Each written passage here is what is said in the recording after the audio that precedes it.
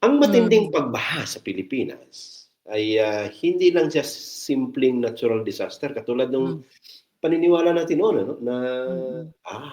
kasi 20 ano naman, typhoons naman average yung Pilipinas per year. Akala natin dahil Mm. umulan kaya bumaha, Mm. bumagyo kaya Oo. bumaha, parang gano'n lang ano, O kaya na nagalit si Maria Makiling. oo, na Oh, mga at at dahil flood prone na tayo Mm. ano.